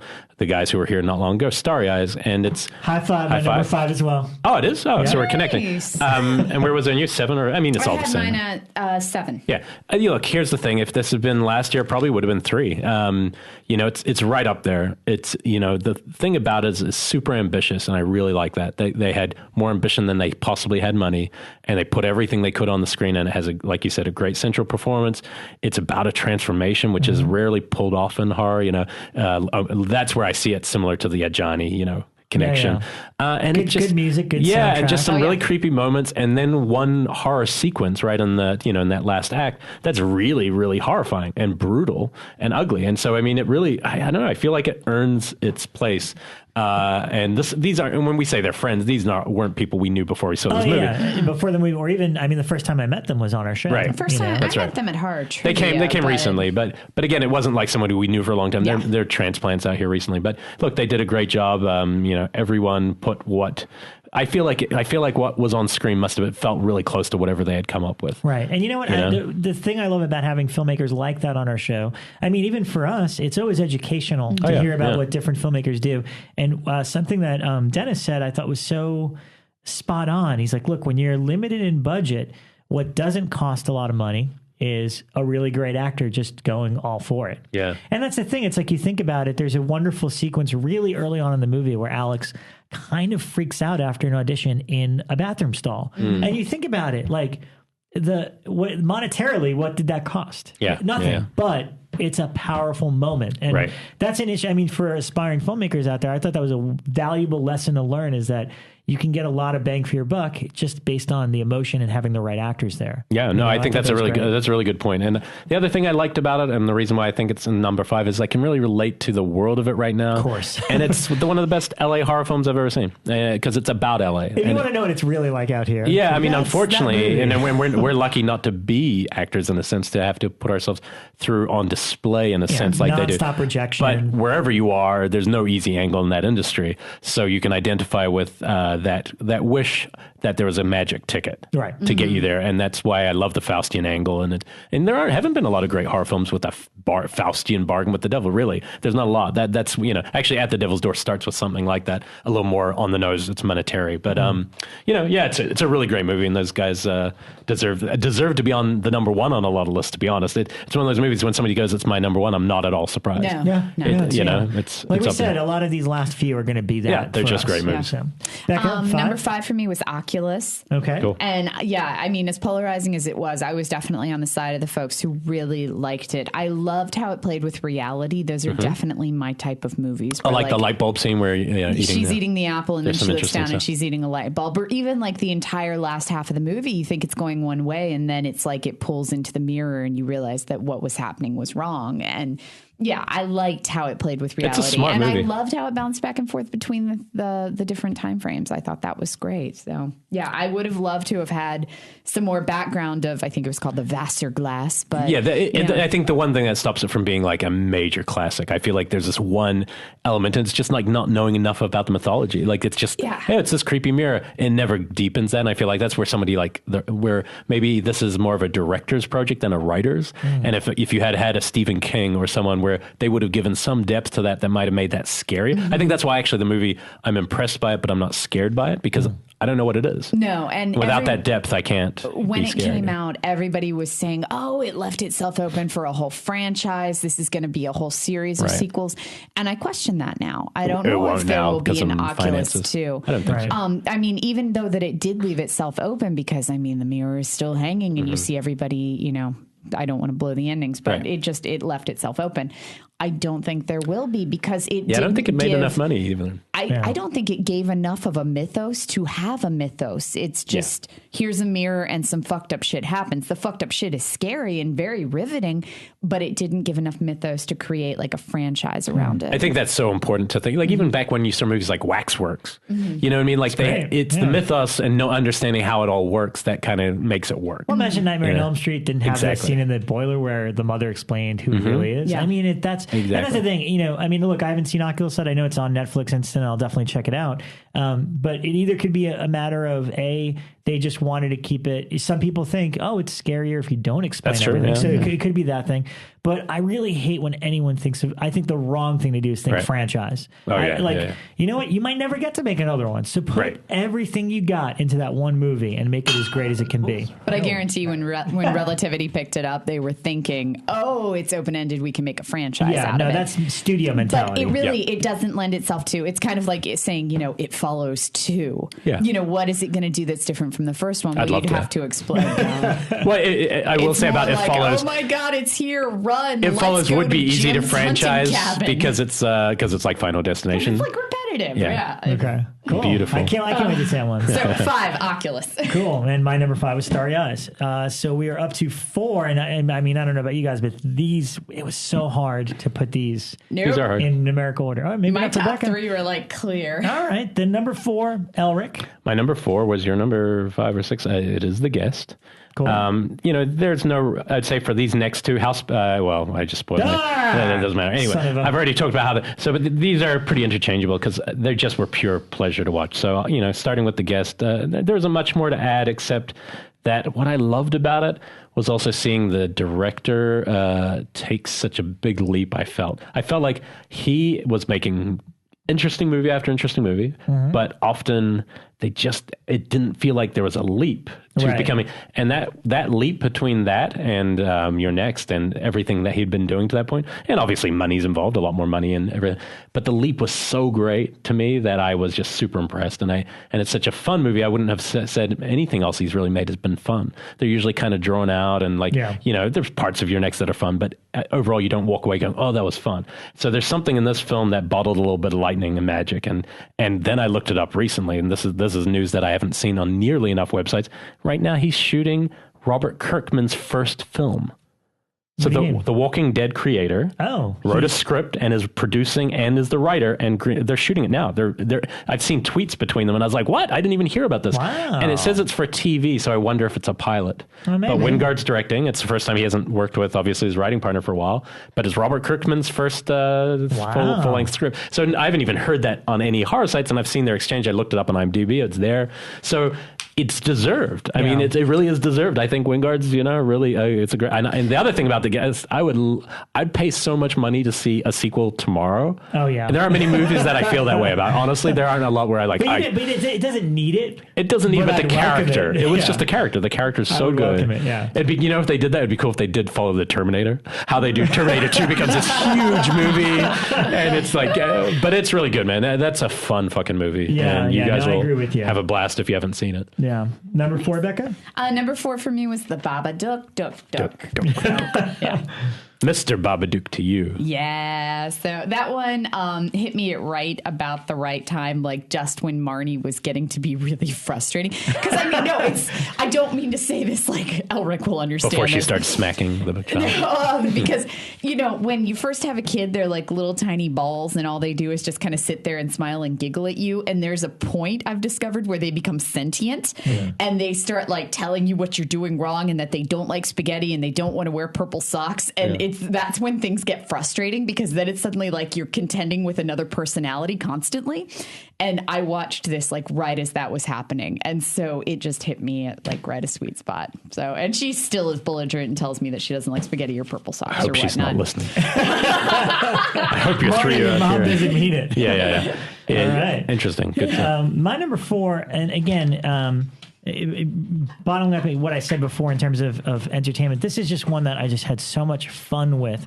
It's Late Phases. And the reason I loved it as much as I did is because, honestly, I got to give credit to Dick Gruner. He sold it to me because he tweeted about it saying, oh, it's Bubba Hotep meets Silver Bullet. Dick Grunner, podcast expert. He is, exactly. and movie expert. He's on all too. ads for. And I mean, here's the thing. Look, I love Silver Bullet. I've always, as a little kid, I was always obsessed with werewolf stories, and I always wanted a really good werewolf like movie. Or, I mean, the show on Fox was always one of my favorites growing up. And I have a very special place in my heart for Bubba Hotep. I think it's a beautifully made film. It's got a lot of heart. Yeah. And I tend to have a soft spot when it comes to depictions of the elderly, you know? So this hit that sweet spot for me in terms of, you know, Nick's performance as an elderly guy, the humor, the kind of disconnect between him and Ethan Embry. And let's, you know, say Ethan Embry's like killing it these days. It's just so much fun to see him popping up on all these little low budget movies. And honestly, I mean, the thing that's, you know, and I liked a lot of the actors. I mean, Tom Noonan is pretty great in it. Lance Guest, you get all these like familiar faces. The woman who played Ginger on Gilligan's Island is in there. I thought it was Sybil Danning at first. I was like, oh my God. And no, but it would have been my number one if Sybil had been in it. It was Sybil Danning. Sybil always gets to my number one. Sybil just has my number. Hey now. How? But no, I really loved it. It had heart and a sense of humor. And more importantly, the thing that really pushed it over the edge for me is like, you know, the werewolves look really cool and all that, but the transformation scene is one of my favorite scenes of the whole year. I mean, the way it was brilliantly orchestrated, the way the camera keeps panning back and forth between the two characters, and the way that it climaxes and the character becomes a werewolf, I literally was like, yes, that stuff was unparalleled this year. Those sequences. Yeah, and that's why it's in my top 4. And again, this is because, you know, fun. I had a lot of fun watching it. Yeah, I'm curious why Nick was casting, because Nick is great in it, and this is not a slight on him. But for me personally, if that had been Sam Shepard, a real old guy who's a badass, like maybe I would have liked it even more. And that's not a hit on him. It's just about the age of casting. Because Nick's he's like, what, 50? If that. And in fact, I questioned, I was like, wait, is he really that old all of a sudden? No, And I'm like, oh no, it's just makeup. Yeah, no, and he's really good. This isn't at all like, because he is actually the best thing about the movie, in my opinion. But I can't help but think, like, if that had been, because Sam Shepard in Cold in July is just so good, and he's just grown into that perfect old age. He still looks like a hard ass. I just would have been curious how it might have played if he, you know, had really been an old guy. But whatever, it's still a fun movie. Right. Okay. Number 3, Elric. Number 3, I just totally spoiled. And this is so, you know, Housebound from New Zealand, an absolute blast of a movie, tonally perfect for a movie that is impossible to make that movie. I honestly believe if somebody gave me that script, I would have fucked it. You know what I mean? Like, I didn't know how they did it. It just hits beats and changes tones and changes direction. There's a little bit of sleight of hand towards the middle, and there's this great part where everyone I know who's seen it says, like, halfway through I knew exactly what it was, and then something else happens. And you know, it's just really fun. It's also not light on the horror. When it goes there's these really great gore scenes, and it's, you know, it feels like Peter Jackson filmmaking at its peak, and that's about as good as you can tell any Kiwi, you know, at that point. It's a really fun movie, and I know you guys are going to both have it up there, so I'll let you expand upon it. Bekah, number 3. And I will say that my criteria for the top 3 this year, because I went kind of weird with them, kind of weird, that I wanted movies that I had a good time in, because there were so many horror films that I saw this year that I was like, oh, this is so serious. It's just like a chore to get through it because it's just so intense. And I wanted films that did for me what horror did in the 80s, which was I left feeling invigorated and happy and having just been over a roller coaster. And I had that same kind of feeling. But a good film's a good film. Yeah, it is. But a serious good film's a good horror film too, right? I mean, you can't. I mean, like Proxy, I will look at and say that was a good film. But right. Yeah, no, I agree on that front. It was not my favorite of the year because it was such heavy subject matter. Right. But a great film can transcend that. Like, Proxy's not a great film. It's a good film. And that's the difference. It's funny because your argument leads into my top 3. Yeah. But go ahead. Yes. Fun. So fun. Things that stuck with me and made me excited that I saw them. Things I was excited to tell other people about. How about that? That's a good look. So my number 3, this is kind of weird, Gravity Falls. Oh, the show. Yeah. Okay. Because for me, that was one of the few things this year that I was genuinely excited about. Every week, I was excited to see the next episode. I was excited to talk to people who were also excited about Gravity Falls. I found myself talking on 4 forums about Gravity Falls, and I never fucking talk on forums. And is there an Uber storyline, like a through line? I mean, I've watched a bunch of the first episodes, and I liked it. That's the biggest thing, is there's a very set through line, and every single show builds on the prior shows because it is very Twin Peaksy. So you have to have seen episode 2 to understand what's going on in episode 8. Kind of. I mean, you can watch them and understand things without it, but there's characters that will appear in the background and jokes, and especially like some of the mystery. You have to really follow the through line. So last year, Clark Wolf entered this arena without a number 6, and this year you're hitting me with a TV show, an animated TV show. I know. Number 3. Last year I had an animated TV show on my list. I had Sid and Morty on there last year. So really, I don't remember that. I don't remember that either. Sorry, not somebody's going to write that you're making an inaccuracy. No, I got to look it up. Maybe you wrote it on a written list. It wasn't Sid and Morty. Where's my brain? But I had really a show? I don't remember. Yeah, shows. I know I had that on. And the year before, I know I put. Are you thinking of Lords of Salem, perhaps? No, not at all. But no, the year before, I'm pretty sure I had Ugly Americans on there too. Well, we weren't here the year before. Last year was our first top 10. I on my Fango list. I know I had Ugly Americans on the year before that. Because well, you're a public figure. You will be edited and judged by the public. I can get away with saying anything I want, and no one does anything to me. I said Sid and Morty. It's Rick and Morty. But I'm pretty sure that I probably had that on there somewhere last year. Or if not, it was mentioned in my my honorable mentions. But it is. Look, I'll agree. It's a very fun show. I haven't watched enough to have been hooked. Also, I was kind of not really watching it for me. I was putting it on for Dash, and he liked it, but didn't get it enough. It's an adult at that age. Really is adult. Like honestly, I don't think that you would get it unless you're over like 13 or 12. Yeah. And then there are certain things that I'm even like, no, that's not going to fly. Because there's one about like video games from the 90s. There's one where she adopts a boy band and they come to live with her, but it's very much like a reference to older boy bands.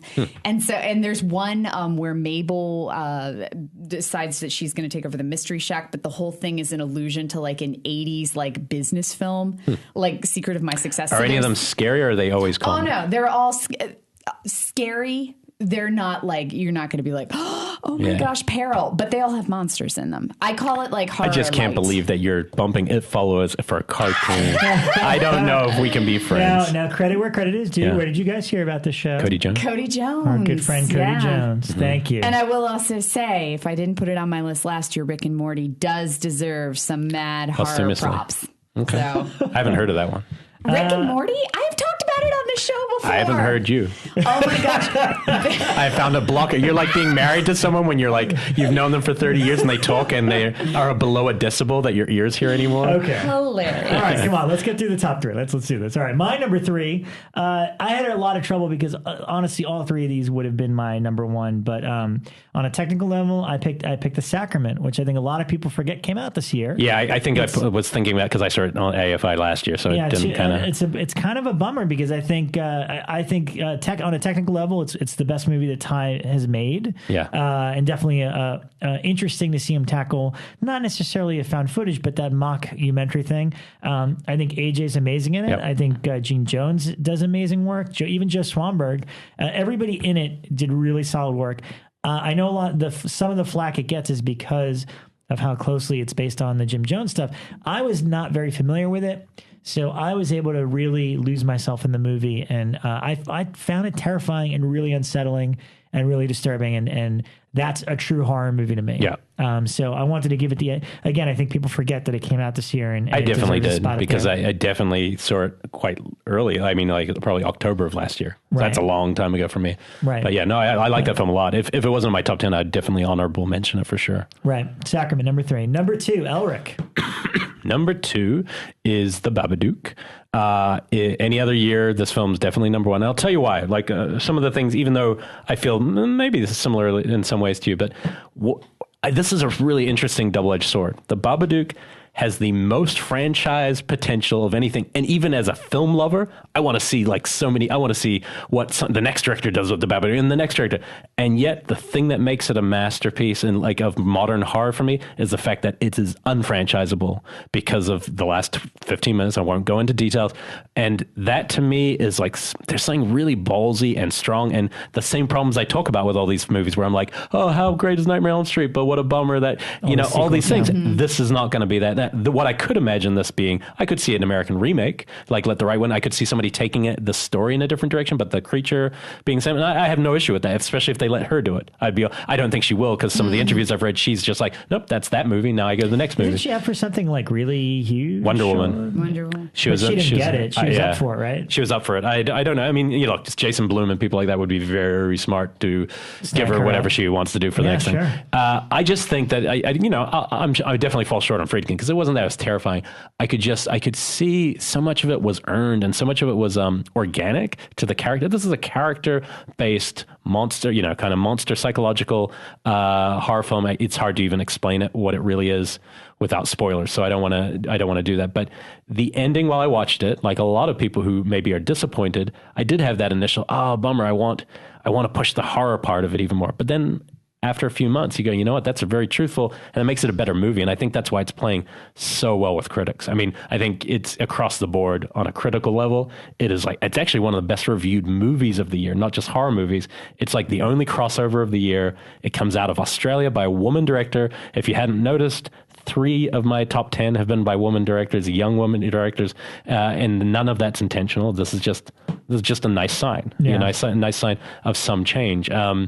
And anyway, I really do think it's going to be in the canon of the top 30, 40 films of horror, because I think it's just so different. But I agree with you. I would kill to see it theatrical before I make that complete decision. I want to see it again for sure. I really think it's a strong and just really interesting movie about parenting. Number 2, Bekah. Okay, this one I have not seen on any top 10 list yet, and it kind of surprises me. Ragnarok. Oh, okay, yeah. I don't think either of you guys saw it. I know BJ Kalanjo saw it and loved it just as much as I did. Where was this one played? It's Norwegian.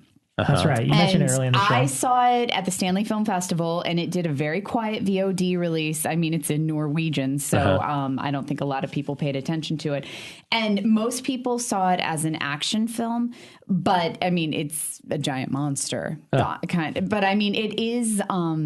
I will say it's Indiana Jones with a giant monster, or National Treasure with a giant monster. Well, you have a major league boner for Nick Cage and National Treasure, yeah. But yeah, it was just a fun popcorn movie. It was just a fun giant monster movie. Like The Host? Yeah, actually very much like The Host. The Host is fun. Yeah, very much like that.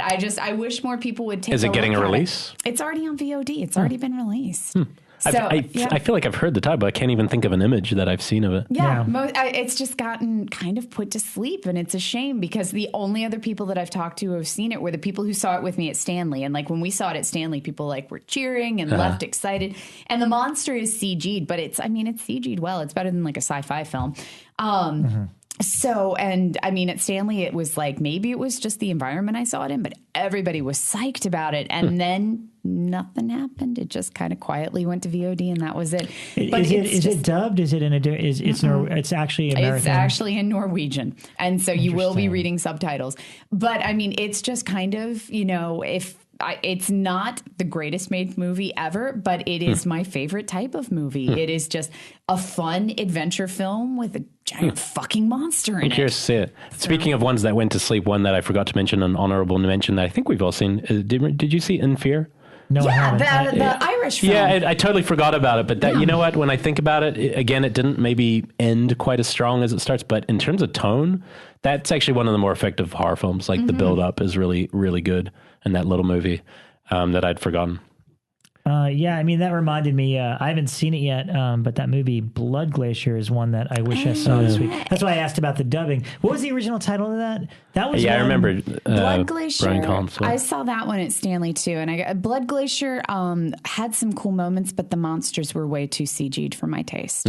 See, it did have some cool moments though. We were hearing about that really early on from festivals under a different name. I'm trying to, it's not saying it on the stupid IMDb, which really pisses me off. But yeah, I remember when at the end of last year when we had AJ mentioned it to me, but also when Joe and Josh were here, they had mentioned it, or whatever the original title was, and saying how great it was. And then I heard it made its way to Netflix, but unfortunately it's dubbed, and it's dubbed very poorly. Bummer. So I've been waiting to watch it. I want to watch it in the original language. Right. You know? So I don't know. I thought that was worth mentioning. I still don't really understand understand why they do that. I think I saw Dead Snow that way, and I hated Dead Snow. And I don't think I probably would have hated it had it been, Right. Let's see. My number 2 is Housebound. Again, we talked about it. I talked about it when I first saw it about a week or two ago. And honestly, this one was almost my number 1. It was so close. It was my number 1 on the way here, and then I changed it at the last minute, only because this is what I love about horror. I love horror to be smart. I love it to be fun. I love it to be funny. I love it to have its scare moments. I love it to have great acting. There's so many great characters in it. And not just the lead, like her mother's fantastic. Oh, the yeah. guy that's like her mother's the actress I grew up. Of all the people in the movie, the one I actually don't recognize most of the others, but she was like the TV staple character. Yeah. Always playing like the comic relief and the kind of older. So seeing her in a horror film was totally different for me. And I mean, she's hilarious. She's really in the funny. movie too. I mean, oh my gosh, like you said, perfect timing. There was one bit that made me laugh so hard where I don't want to spoil who it is, but a character does something that's so unexpected from that character, and the mother's just like, now what do you say? Just doing the typical mother thing, like it's got great manners. All the characters have manners because it's from I love it. And again, it's very rare, especially people that listen to the show are obviously very horror savvy, and we've seen a lot of material. It's very rare for anything to get me in terms of like. Again, you said it like I was like, all right, it's this movie. No, it's that movie. Yeah. And I actually got pissed halfway through and I was like, oh, it's going to be that. And then when they twisted it again, I was like, oh man. Yeah, I was it was more of a letdown for me. I was like, this is so funny. But right in the middle, I was like, oh, it's just going to go like that, huh? Like that kind of ghost story. And then it doesn't. You're just like, oh. Yeah, it's really, really fucking So any movie that keeps us on our toes like that. And then again, anything that gives you different context immediately. Like the poster is one thing, but once you see the movie, the poster means a completely different thing. Oh yeah, completely. And I love it. I love it. So if you haven't seen it yet, I strongly recommend it. Housebound is so much fun. Yeah, and I'm glad it's so high on the list. And this is it, number 1, Elric. Well, like I said, 2014. 2014. So I've already told you guys all about watching out for next year, 2015. So I was talking about the best movies I saw this year, and so It Follows is absolutely my favorite straight horror film of the year, even above Babadook for me personally. Though, and I just mean like this is a horror film. There's no controversy. Is this a horror film? That's what it is. My number 1 film of the year was like never in question from the second I saw this movie. It's my favorite film of the year, and it's probably it's going to be one of my favorite films of this decade because it is like an art piece that is hard to touch, and that's Under the Skin. Anyone who knows my taste, it won't surprise them.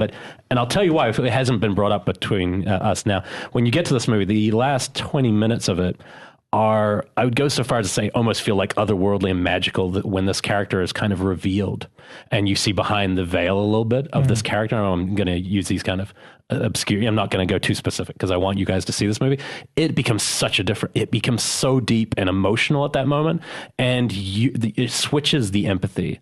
And this is a movie like I'll tell you, like 50 years from now, of all the movies I've just talked about, that movie won't have aged a day. It'll be what it is. It reminds me of films of Nicholas Roeg, of all these really great directors. And I think I haven't had this experience in a few years where I saw a movie, and I said this when it came out, that I felt like somebody had just like beamed into my head the movie I would have wanted to have seen. And the soundtrack is the other part you just keep thinking. And now I've only seen it once. I'll buy it on Blu-ray soon and I'll watch it again. Me too. But it's enough to make me feel that passionate about it. And I do think it's a movie that you have to see under the right circumstances. Like when Bekah was talking about it, it wasn't so much that I was mad at you, because I also don't think those aren't the right circumstance. You have to have the patience to get to the part. You have to get past the halfway mark to kind of get payoff for what they're building up. It's a complicated and mind movie. you, I walked out of the theater with 2 people that loved it and was telling them how much I hated it. Like I saw the whole thing on the big screen and I was like, fuck that movie. I hate it. And the next morning I woke up and I was like, God damn it, why can't I stop thinking about this stupid movie? I'm wondering if that's going to be me with It Follows, because even though I left the theater that night fucking hating it, and I'm still so annoyed by how repetitive and how vague it was, it's not I haven't stopped thinking about it. It is repetitive. No, it's not. It's then every horror film ever made. Final Destination's repetitive. They're all repetitive. It's literally 6 set pieces over and over. No. Yes. No, yes. It's what a horror film is. But no, Under the Skin is like, honestly, I think a bit of cinematic magic. Like for me this year, the only movies I've seen that have like transported me to a different place were Under the Skin, Boyhood, which is one of the best films ever made. Like just literally in the conversation of one of the most impressive things I've ever seen. And something I saw 2 nights ago, which I couldn't even believe how good, and that's Whiplash. Whiplash is so incredible. Can't wait to see that. And it's right up your alley because of the musical. I know. Yeah. I was not expecting that. And I did see Foxcatcher a couple of days after, which I assumed would be great. Kind of a horror film almost. didn't like it at all. Have you seen Didn't connect at all. Everyone keeps calling that. I'm seeing like it tomorrow one with of the Matt. best. And we're going. But all I'm saying is like it's rare in any year to have one truly great film. I honestly feel Under the Skin of Boyhood, I'll be 50 years from now, I'll look and go, wow, those were really different movies. Like not everyone's making that. You know? And the other testament to it being a great film is then I tried to read the book and just couldn't. This is a cult book and just could not get into it. I got about halfway and just fell out of interest because it was literalizing all the things that are in the movie. We don't really know what she's doing. In the book, it's like they're cannibals raising people on a farm to eat. And I was like, what? Like, it was really, but all the other stuff's happening. She's driving a car and all that. And I was just like, oh, I don't get that, because in the movie, by not telling us and just showing us these visual things that are happening to these guys, you're like, oh my God, I don't even know what's really happening. And I don't know, there's something really about it that, and look, if you hate it, that's totally fine. This isn't about you. That's the beauty of a list. This is about the things that touch me, just like Possession. This film touched a chord, you know? And so it's my number one. Mock me for Gravity Falls. Only because it's not a movie and this is a top 10 movie list. But besides that, I'm getting you on semantics. No, I am okay with you doing it. Top 10, because last year my number one was American Horror Story. Well, I'll say it might have been in my top 3. I will scratch. I think it was. I'll scratch that last comment simply because somebody did put us in their top 10 things. Patrick Bromley. Was it Patrick? Yeah. Put us in the top. That they just, which was very nice of them. Yes. Even though he's lying. Here we go, Bekah. Bekah, number one. That was my number one, which is, and I saw this one under the worst conditions. I saw this my first day at the Stanley Film Festival, and I was so sick. And I had to keep leaving to go take care of nosebleeds because I was not adjusting to the elevation well at all. And so I was so sick watching this film, but I freaking loved it. And it was like, I wasn't even a question of would I sit through it under those conditions where I keep getting nosebleeds and throwing up and things like that. It was so worth it for me at that moment. And even it's also the only film of the year I've watched twice. So if you took a consensus poll, just as good the second time. If somebody was looking at the Killer POV consensus, Housebound would be the number one film of this show because of its placement on all 3 lists. And we are not 3 people with the same taste. This is that's the one thing about the show that's kind of interesting. Even though there's a lot of crossover just because they're all good movies, we are very different. And I think that really, I think that shows how strong that movie is. And I will just say this, because I know another one you liked is What We Do in the Shadows. But see, that comes out next year. I was tempted to put What We Do in the Shadows on my list, but I've only seen 45 minutes of it because that's all they would show at AFM. So I was like, I did that with Battery last year where I had seen a press copy that only showed the first 45 minutes. And I put it on my list last year because I was like, fucking hell, after 45 minutes, it deserves it. Just throwing it out there on Sunday. I want to see the whole thing. Sunday or Monday, whenever my mom gets here, she's bringing it on DVD because it's out in New Zealand on DVD. Shit. And it's not illegal. It hasn't even, it opens theatrically in America in like April, but in New Zealand it's already on DVD. So she has brought me a copy and Housebound and something else from New Zealand. So that's something we could watch and review on the show legally because we're allowed to watch it because it's a DVD from a real place. And because I'm curious to see how the difference in New Zealand. I've heard it's a great, where I'm from, Wellington, this like a city where everyone flats. I've heard it's a great flatting movie. Like it really makes fun of the experience of living with other people and roommates and stuff. So I'm looking forward to seeing that one. Yeah. The first 45 minutes, or actually it wasn't the first. I saw like a cutter copy of it. It was hilarious. Yeah. So I can't wait to see horror comedies back in New Zealand. I can't wait to see it too. Number one. My number one. This is interesting because this is a film that I was told I would like, and I had a feeling I would, and it was one of those experiences where I just I turned off the phone, I sat and watched it at night, and really, really appreciating it. And again, Housebound technically should have been one because of how I feel about it. And I'm going to have to argue this one. But Blue Ruin is my favorite movie I've seen this year. So Blue Ruin is my number one. And I absolutely am going to argue the horror point because, as I've said right from episode 1 of Killer POV, I am a huge fan of Korean cinema, and they tend to do some of the best vengeance stories. And again, if you're going to pick things like Old Boy, the original, which I saw all of Chan Park-won, his films. All the horror sets are covering all his vengeance movies.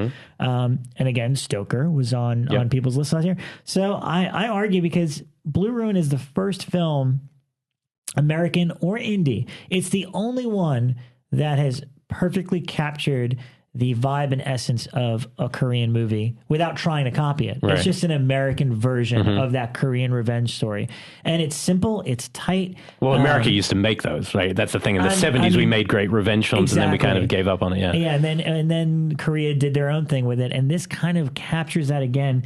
It left a very profound impact on me. I love revenge stories in general, and what an evolution for the director Jeremy Saulnier, who did Murder Party, which we've mentioned on, which is more of a comedy, a horror comedy, but as a straightforward revenge, and also, Macon Blair as the lead was, to me, unrecognizable. He's known for comedies. I mean, everything I've seen in him in After is he's a very comedic actor. So to be able to see him pull off what I consider one of the best performances this year in that movie, I loved it. Well, to back you up, it was my number one film of last year. Film, not Harvey. It was just my number one movie of last year. Even though, just because I saw it in that for Jump Cut, I remember making the list, and it was my number one. So I'm with you. Like if I was counting as whether it's horror, thriller, whatever. You saw it last year. I saw it at last year's AFI, not this year's, and that's why. And when it was the only movie I think I saw last year that I felt the way I feel about Under the Skin in those movies, where I really just was like, this is a perfect, for me it was that the the subtext of revenge movies. It's the perfect summary of